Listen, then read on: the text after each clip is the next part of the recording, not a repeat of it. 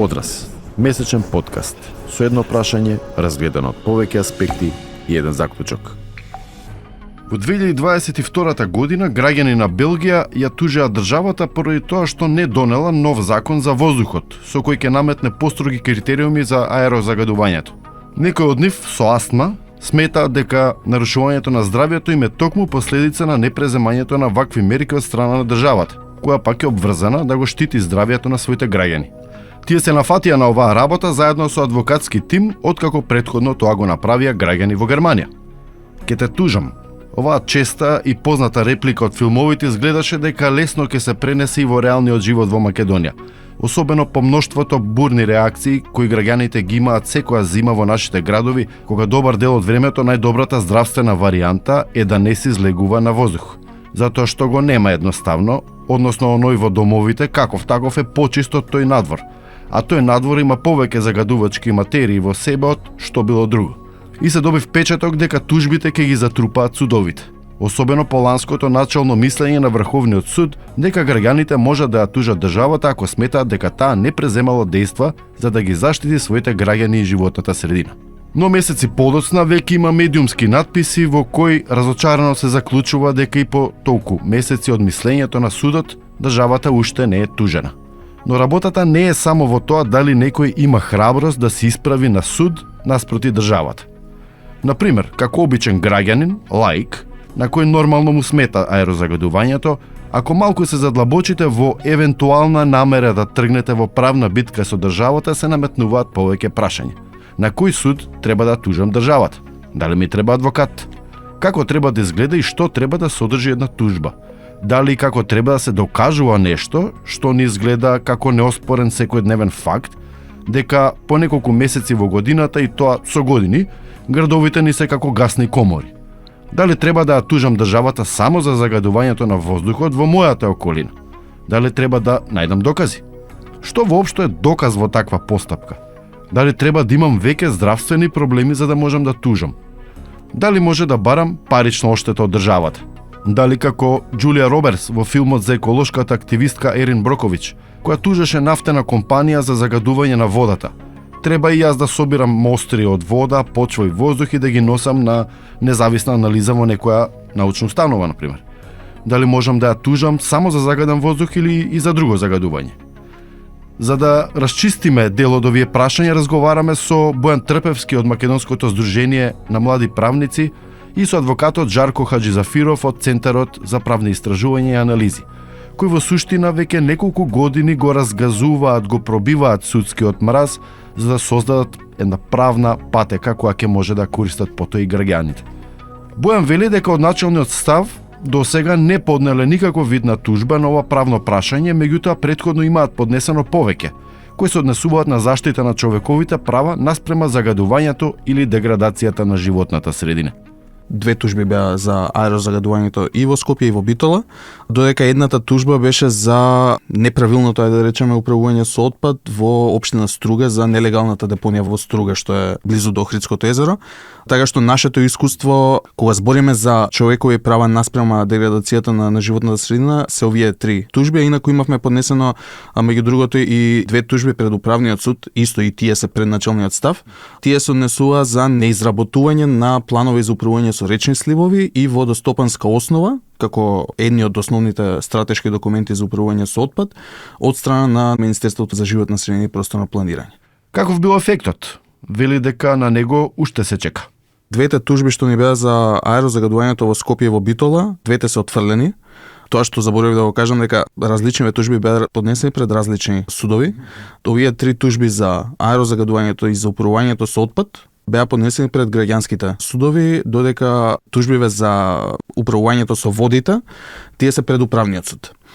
Сега кога збориме за тужбите пред граѓанските судови, судовите сметале дека не можат да одлучуваат по такви тужби, иако ние не се согласуваме со тоа и двете тужби, како што реков, за аерозагадувањето беа отфрлени и од судот во Скопје и од судот во Битола, и моментално таа постапка што ни е за аерозагадувањето во Скопје е моментално пред Европскиот суд за човековите права во Страсбур, и се надеваме дека ќе имаме успешен предмет пред Страсбур и дека Страсбур, условно кажано, ќе утврди дека нас не било повредено правото на пристап до суд, односно дека судот не расправал за тие работи што ние сме ги навеле во тужбите, дека не пропуштил да утврди повреда на човеково право поради аерозагадувањето или поради непостапувањето на некој начин на државните органи и неизвршувањето на законите, што пак доведе до сите го гледаме енормното аерозагадување и зголеменото концентрација на штетни честички во воздухот.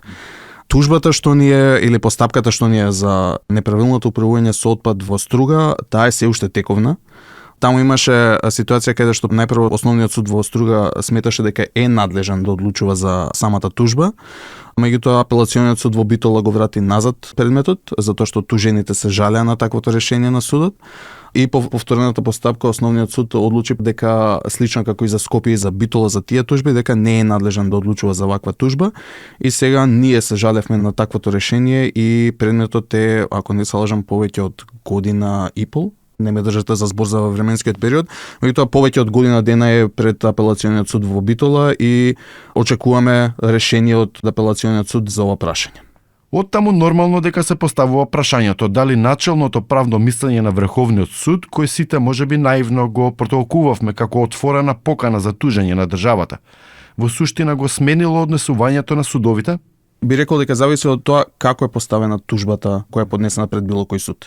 Да речеме, ние сметаме дека во моментот кога, како резултат на непостапување на некој државен орган, затоа што кај нас законите пропишуваат точни надлежности, точни обврски за државните органи, например, не знам, да речеме, мора да воспостави ефикасен мониторинг систем, мора да донесе стратешки план, да предвиди конкретни некои активности што треба да се превземат за да се спречи дали е тоа енормно аерозагадување или управување со вода или било каков тип на активности што се поврзани со животната средина. А ако тоа непостапување влијае на некое наше лично право, да речеме правото на живот, правото на приватност на личниот и семејниот живот, правото на здрава животна средина, како лично право, тогаш тоа би можело да спадне во сферата на граѓанското право и ние сметаме дека граѓанските судови може да одлучуваат за таквите работи.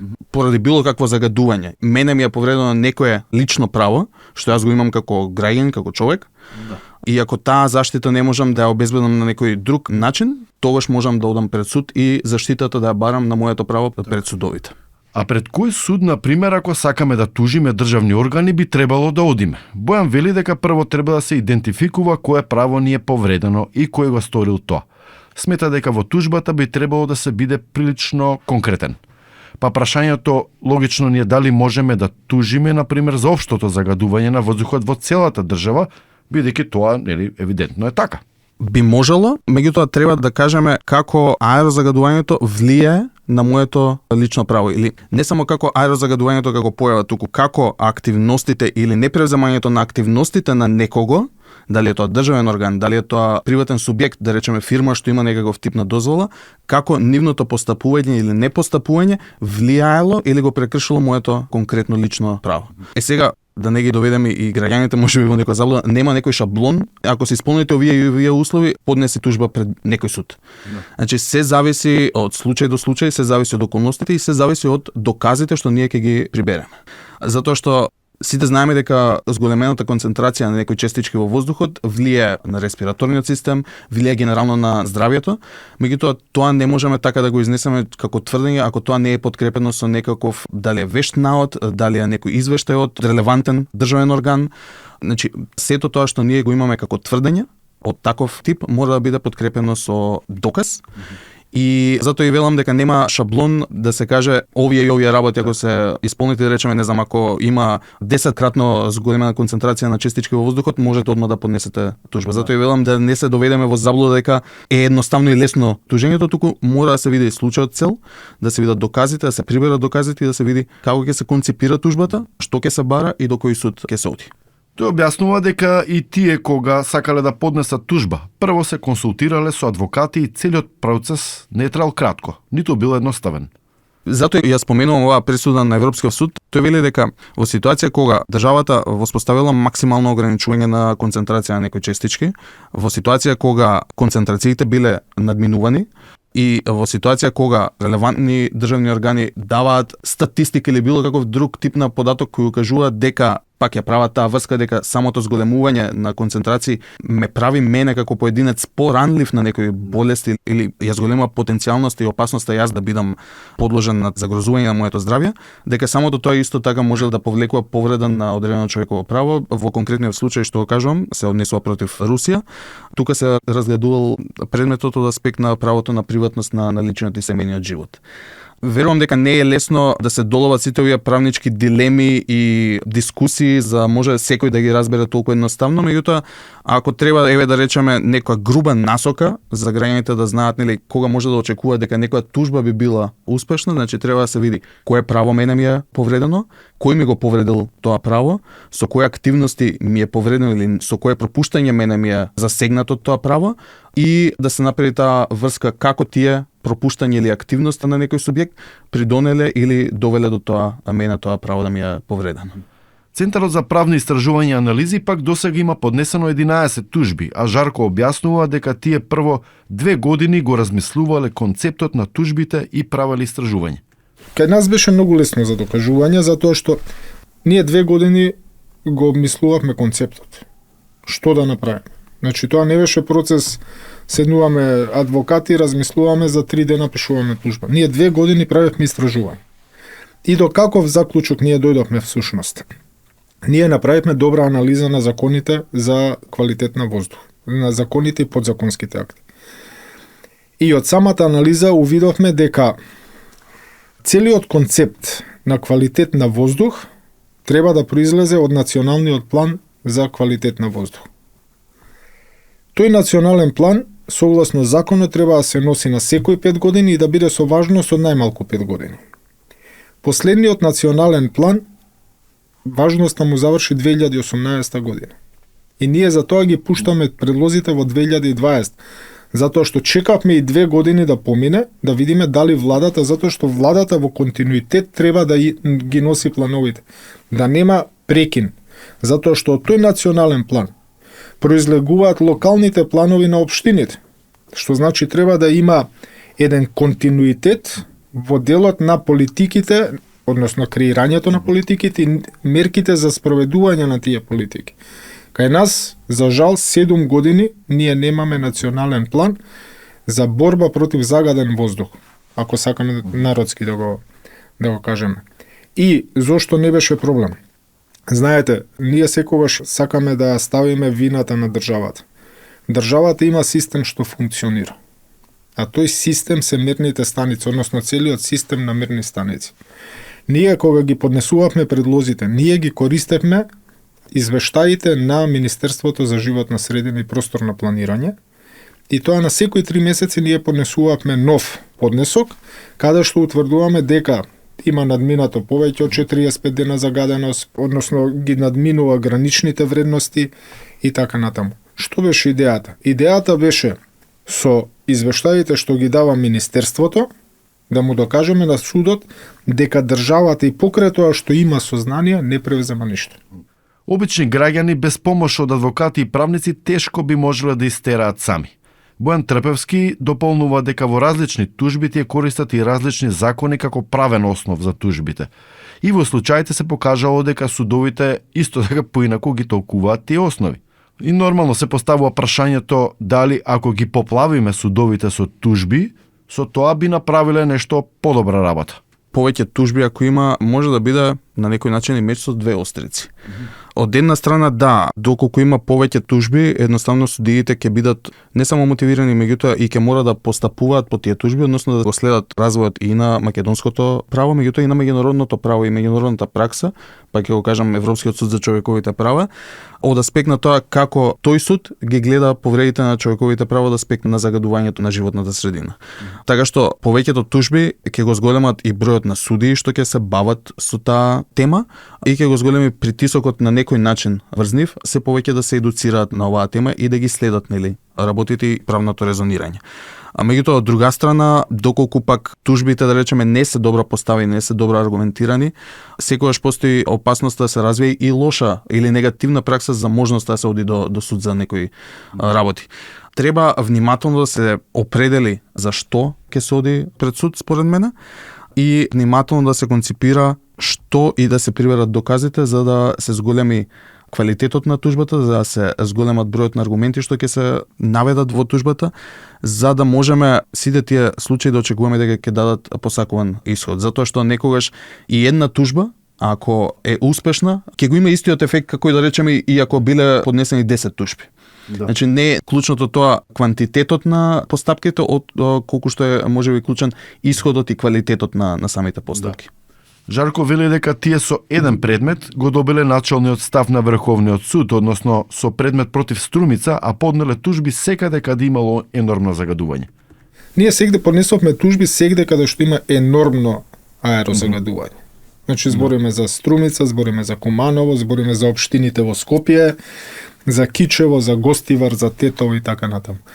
Што ни е идејата? Идејата ни е да се подигне јавната свест.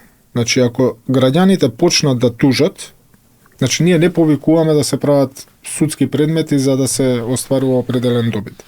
Но ако ние реално не можеме да излегуваме во зимскиот период од дома затоа што има сериозно аерозагадување, тогаш некој треба да превземе одговорност за тоа. Ако веќе постои надлежност, постои буџет, треба да има и одговорност.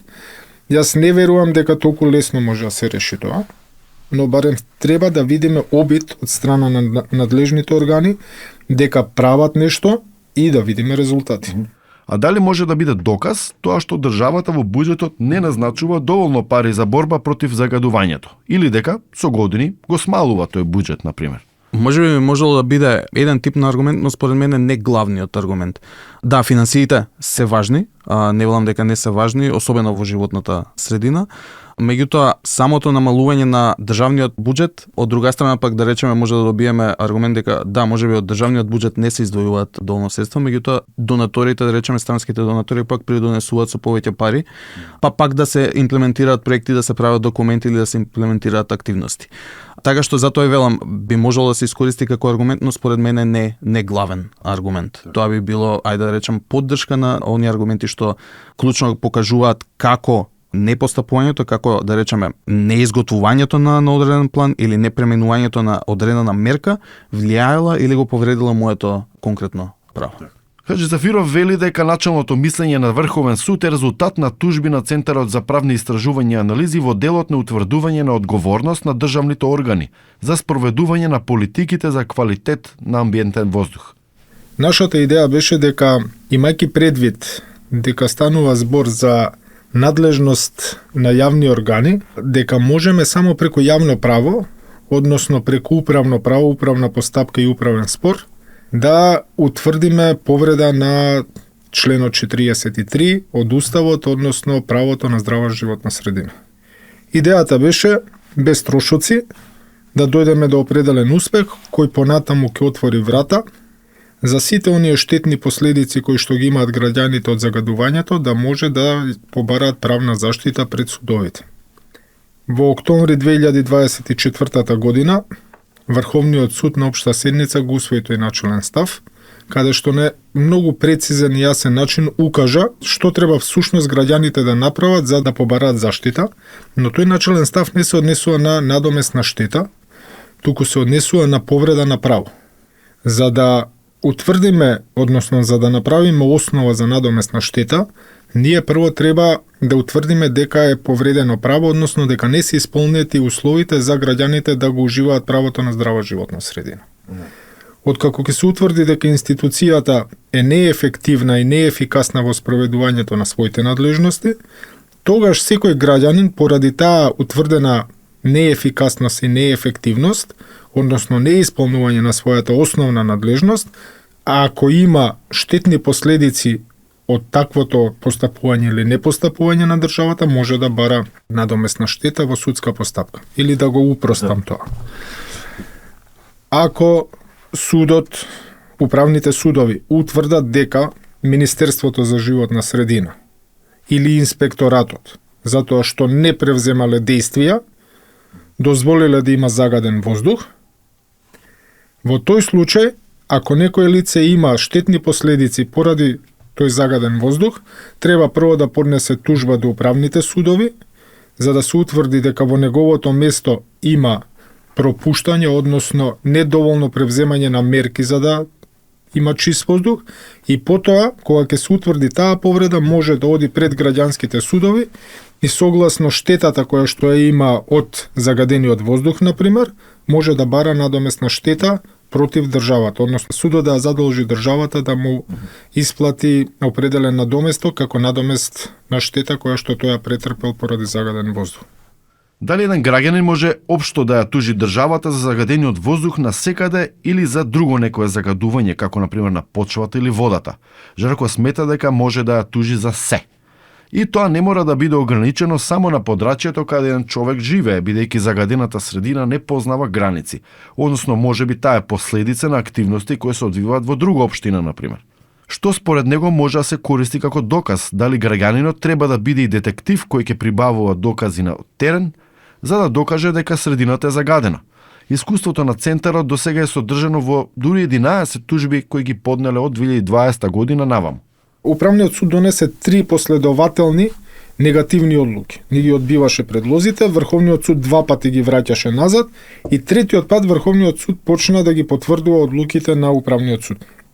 И затоа што имавме ние спротивставена пракса, го согласно членот 37 од Законот за судовите, ние го дигнавме тоа на многу повисоко ниво.